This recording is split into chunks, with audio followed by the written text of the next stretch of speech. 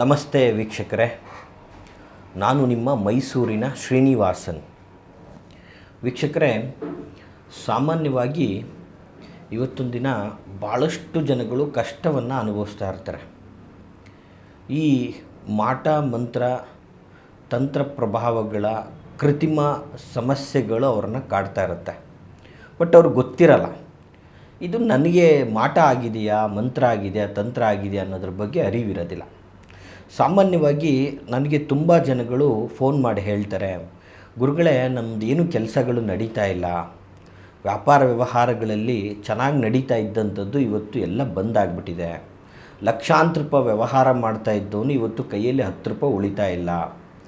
5,000 ವ್ಯವಹಾರ ಮಾಡಬೇಕಂದ್ರೆ ಕಷ್ಟ ಆಗ್ತಾಯಿದೆ. ದಿನಕ್ಕೆ ಲಕ್ಷಾಂತರ ಟರ್ನ್ ಓವರ್ ಮಾಡ್ತಾಯಿದ್ದೆ ನಾನು, ವ್ಯವಹಾರ ಆಗ್ತಾಯಿಲ್ಲ. ಮತ್ತು ಯಾವುದೇ ವ್ಯವಹಾರ ಮಾಡೋಕ್ಕೋದ್ರೂ ರಿಯಲ್ ಎಸ್ಟೇಟ್ ಆಗ್ಬೋದು, ಪ್ರಾಪರ್ಟಿ ಡೀಲಿಂಗ್ಸ್ ಆಗಿರ್ಬೋದು, ಕನ್ಸ್ಟ್ರಕ್ಷನ್ ಫೀಲ್ಡಲ್ಲಿ ಆಗಿರ್ಬೋದು, ಎಲ್ಲ ವ್ಯವಹಾರಗಳು ಕೈಗೆ ಬಂದಿದ್ದು ಬಾಯಿಗೆ ಬರ್ತಾಯಿಲ್ಲ. ಏನಾಗ್ತಾಯಿದೆ ಐ ಕಾಂಟ್ ಸರ್, ನನಗೆ ಅರ್ಥ ಆಗ್ತಾಯಿಲ್ಲ. ಮತ್ತು ಕೆಲವೊಬ್ಬರು ಫೋನ್ ಮಾಡಿ ಹೇಳ್ತಾರೆ, ಗುರುಗಳೇ ಮನೆಗೆ ಹೋದರೆ ನೆಮ್ಮದಿನೇ ಇಲ್ಲ, ಮನೆಯಲ್ಲಿ ಸದಾ ಜಗಳ, ಪ್ರಶಾಂತವಾಗಿ ಕೂರೋಕ್ಕಾಗ್ತಾಯಿಲ್ಲ, ನೆಮ್ಮದಿ ನಾಶ ಆಗ್ತಾಯಿದೆ, ಮನೆಯಲ್ಲಿ ಸದಾ ಕಿರಿಕಿರಿ ಜಗಳ ಜಂಜಾಟಗಳು ಹೆಚ್ಚಾಗ್ತಾ ಇದೆ. ಏನು ಮಾಡೋಕ್ಕೋದ್ರೂ ನನ್ನನ್ನು ಯಾರು ಕುಟುಂಬದಲ್ಲಿ ಅರ್ಥ ಮಾಡ್ಕೊಳ್ತಾ ಇಲ್ಲ. ಪದೇ ಪದೇ ಕಿರಿಕಿರಿಗಳಾಗ್ತಾಯಿದೆ. ಈ ಕಡೆ ಒಂದು ಪತ್ನಿನಾದರೂ ಅರ್ಥ ಮಾಡ್ಕೋಬೇಕು ಪರಿಸ್ಥಿತಿಯನ್ನು, ಈ ಕಡೆ ತಾಯಿ ಆದರೂ ಅರ್ಥ ಮಾಡ್ಕೋಬೇಕು. ಇಲ್ಲಿ ಏನಾಗ್ತಾಯಿದೆ ಕುಟುಂಬದ ವ್ಯವಸ್ಥೆ ಅನ್ನೋದೇ ನನಗೆ ಅರ್ಥ ಆಗ್ತಾಯಿಲ್ಲ. ಅಣ್ಣ ತಮ್ಮಂದಿರೂ ಕೂಡ ಅರ್ಥ ಮಾಡ್ಕೊಳ್ತಾ ಇಲ್ಲ. ಮನೆಗೆ ಹೋದರೆ ಒಬ್ರಿಗೆ ಬರೀ ಮನಸ್ತಾಪ, ಜಗಳ, ಜಂಜಾಟ, ಮಾಡಿರುವಂಥ ಅನ್ನವನ್ನು ನೆಮ್ಮದಿಯಾಗಿ ತಿನ್ನೋಕ್ಕಾಗ್ತಾಯಿಲ್ಲ ಮನೆಯಲ್ಲಿ ಅನ್ನುವಂಥವ್ರು ಪಾಪ. ನೋಡಿ, ಏನಾಗ್ತಾಯಿದೆ ಅನ್ನೋದು ಅವ್ರಿಗೆ ಗೊತ್ತೇ ಆಗ್ತಾಯಿಲ್ಲ. ಪ್ರಾಬ್ಲಮ್ ಏನು ಅನ್ನೋದೇ ಅನಲೈಸ್ ಮಾಡೋಕ್ಕಾಗ್ತಾಯಿಲ್ಲ. ಚೆನ್ನಾಗಿದ್ದಂಥ ಕುಟುಂಬ ಈ ರೀತಿ ಆಗ್ತಾಯಿದೆ. ಮತ್ತು ಕೆಲವು ಕಡೆ ಏನಾಗ್ತಾ ಇರ್ತದೆ, ಕೆಲವೊಬ್ಬರನ್ನ ಒಂದು ಮಾಂತ್ರಿಕ ಪ್ರಯೋಗಗಳಿಂದಾಗಿ ವಶ ಮಾಡ್ಕೊಂಬಿಟ್ಟಿರ್ತಾರೆ. ಅಂದರೆ ಅವರು ಒಂದು ಮನೆ, ದೊಡ್ಡ ಮನೆತನ, ಆ ಮನೆತನದ ಹುಡುಗಿಯನ್ನೇ ನಾವು ತಗೋಬೇಕು, ಅವ್ರಿಗೆ ಇಷ್ಟ ಇರೋದಿಲ್ಲ ಕೊಡಲಿಕ್ಕೆ. ಸೊ ಹೀಗಾಗಿ ಪ್ರಯೋಗ ಮಾಡಿದಾಗ ಏನಾಗ್ತದೆ, ಪಾಪ ಆ ಹುಡುಗಿಯ ಮನಸ್ಥಿತಿ ತುಂಬ ಕೆಟ್ಟದಾಗಿ ಪರಿಣಾಮವಾಗಿ ಸ್ವತಃ ತಂದೆ ತಾಯಿಯ ಮಾತನ್ನು ಕೇಳದೇ ಇರುವಂಥ ಪರಿಸ್ಥಿತಿ. ಸ್ವತಃ ತಂದೆ ತಾಯಿಯ ಮಾತುಗಳನ್ನು ಕೇಳ್ತಾ ಇರಲ್ಲ, ತುಂಬ ಒಂದು ರೀತಿಯಲ್ಲಿ ಹಠ ಹಿಡಿತಾ ಇರ್ತಾರೆ, ಕಿರಿಕಿರಿಗಳಾಗ್ತಾ ಇರುತ್ತೆ, ನೆಮ್ಮದಿಯ ವಾತಾವರಣ ಇರಲ್ಲ ಮನೆಯಲ್ಲಿ. ಸೊ ತುಂಬ ಹಠ ಹಿಡಿತಾ ಇರ್ತಾಳೆ ಮಗಳು, ಅವಳದೇ ಆದಂಥ ಲೈಫು, ಅವಳದೇ ನಿರ್ಧಾರ, ಅವಳು ಹೇಗೆ ಬೇಕಾಗಿ ಬದುಕಬೇಕು, ದುಷ್ಟಚಟಗಳಿಗೆ ದಾಸರಾಗ್ಬಿಡ್ತಾಳೆ. ಮಗಳು ದುಷ್ಟಚಟಗಳು ವ್ಯಸನಿಯಾಗಿದ್ದಾಳೆ. ತುಂಬ ಟ್ಯಾಲೆಂಟೆಡ್ ಗರ್ಲ್, ವಿದ್ಯಾವಂತೆ, ಬುದ್ಧಿವಂತೆ, ದೊಡ್ಡ ಪೊಸಿಷನಲ್ಲಿದ್ದಾಳೆ, ಎ ಗ್ರೇಡ್ ಹುದ್ದೆಲಿದ್ದಾಳೆ, ಅಡ್ಮಿನಿಸ್ಟ್ರೇಷನ್ ಅಂತಹ ಒಂದು ಕಾರ್ಯಗಳಲ್ಲಿದ್ದಾಳೆ. ಬಟ್ ಇವತ್ತು ಅವಳ ಜೀವನದ ವ್ಯವಸ್ಥೆ ನಾಶ ಆಗ್ತಾಯಿದೆ. ಮತ್ತು ಕೆಲವೊಂದು ಬಾರಿ ಏನಾಗಿರ್ತದೆ, ಉದ್ಯೋಗ ವ್ಯವಸ್ಥೆಯಲ್ಲಿ ಅವರ ಸೀನಿಯರ್ಗಳಾಗಿರ್ಬೋದು ಅಥವಾ ಸಹೋದ್ಯೋಗಿಗಳ ಒಂದು ವ್ಯವಸ್ಥೆ ಆಗಿರ್ಬೋದು, ಇವ್ರುಗಳಿಂದ ಬರೀ ವ್ಯರ್ಥ ಕಿರಿಕಿರಿ ತೊಂದರೆಗಳಾಗ್ತಾ ಇರ್ತದೆ. ಸಮಸ್ಯೆಗಳ ಮೇಲೆ ಸಮಸ್ಯೆಯನ್ನು ಅನುಭವಿಸ್ತಾನೇ ಇರ್ತಾರೆ. ಇವ್ರ ಮನೆಯಿಂದ ಈಚೆ ಬಂದ ತಕ್ಷಣ ಏನಾದರೂ ಒಂದು ಹಾಕಿರ್ತಾರೆ, ಹೋಗೋ ದಾರಿಲಿ ಏನಾರು ಮಾಡಿರ್ತಾರೆ. ಸೊ ಹೀಗೆ ನಾನಾ ವ್ಯವಸ್ಥೆಯಲ್ಲಿ ಸಮಸ್ಯೆಗಳನ್ನು ಅನುಭವಿಸ್ತಾ ಇರ್ತಾರೆ. ತೊಂದರೆಗಳ ಮೇಲೆ ತೊಂದರೆಗಳಾಗ್ತಾ ಇದೆ. ಸುತ್ತಮುತ್ತ ಶತ್ರುಗಳಿದ್ದಾರೆ, ಬಟ್ ಯಾರು ಏನು ಮಾಡಿದ್ದಾರೆ ಐ ಡೋಂಟ್ ನೋ, ಗೊತ್ತಿಲ್ಲ. ಬಟ್ ಸಮಸ್ಯೆಯನ್ನು ಅನುಭವಿಸ್ತಾ ಇದ್ದೀನಿ ಗುರುಗಳೇ.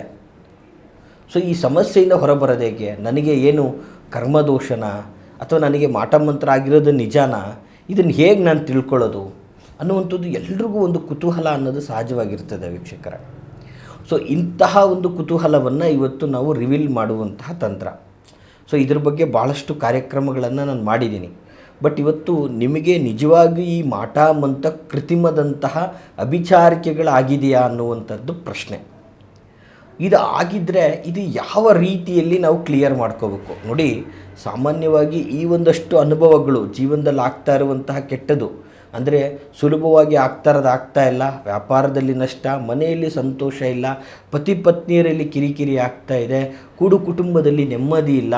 ಸೊ ಇವೆಲ್ಲವೂ ಕೂಡ ಕೆಲವೊಂದು ಬಾರಿ ನಿಮಗೆ ಆಹಾರದ ಮೇಲೆ ಆಸಕ್ತಿ ಬರ್ತಾ ಇಲ್ಲ, ಸೊ ಹೋಗೋ ಕಾರ್ಯದಲ್ಲಿ ಜಯ ಸಿಗ್ತಾ ಇಲ್ಲ, ನಿಮ್ಮ ಮುಖಕಮಲಗಳಲ್ಲಿ ದರಿದ್ರದ ಛಾಯೆ ಎದ್ದು ಕಾಣ್ತಾ ಇದೆ, ಬೆಳಗ್ಗೆ ಬೇಗ ಹೇಳೋರು ಲೇಟಾಗಿ ಎದ್ದೇಳ್ತಾ ಇದ್ದೀರಾ, ಕೆಲಸಕ್ಕೆ ಹೋಗ್ಬೇಕಂದ್ರೆ ಅಯ್ಯೋ ಹೋಗ್ಬೇಕಲ್ಲ ಅನ್ನುವಂತಹ ಜಿಜ್ಞಾಸೆ, ಇವೆಲ್ಲವೂ ಕೂಡ ಏನಾಗ್ತದೆ, ಕೆಲವು ದರಿದ್ರದ ಲಕ್ಷಣ, ಮಾಂತ್ರಿಕ ಬಾಧೆಗೊಳಗಾಗಿರೋದು ಕೂಡ ನಮಗೆ ಸಾಮಾನ್ಯವಾಗಿ ಗೊತ್ತಾಗುವಂಥದ್ದು, ಅಂದರೆ ವ್ಯಕ್ತಿಯ ಲಕ್ಷಣದಲ್ಲಿ ತಿಳಿಯುವಂಥದ್ದು.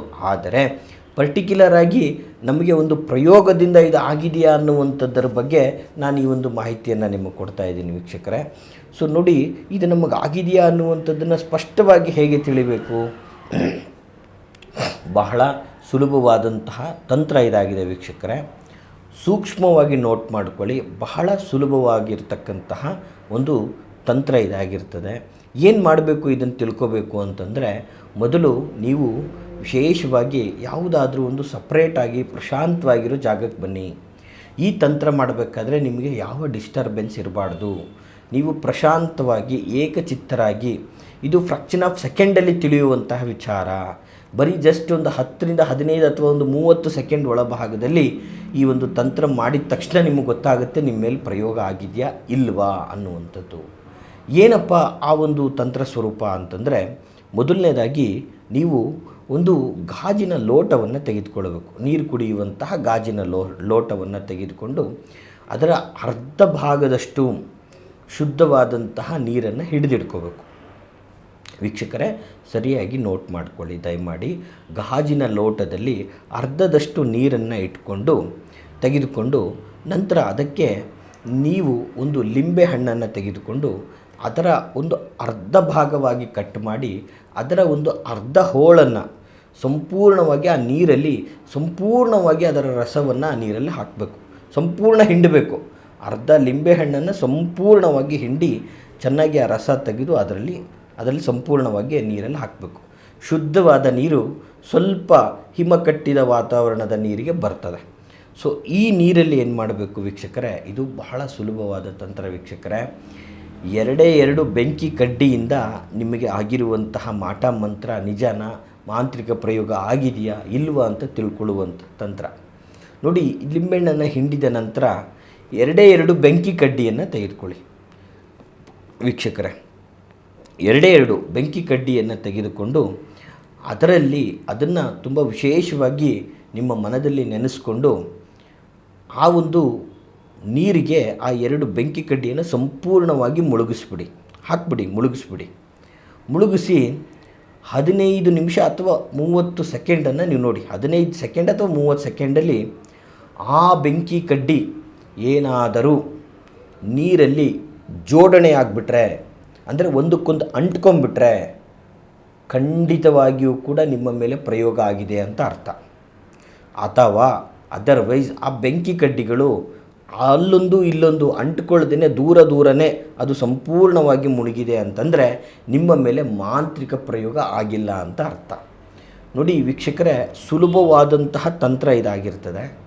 ಇದನ್ನು ನೀವು ತುಂಬ ಪ್ರಶಾಂತವಾಗಿರುವಂಥ ಸ್ಥಳದಲ್ಲಿ ನೀವು ಮಾಡ್ಕೋಬೋದು.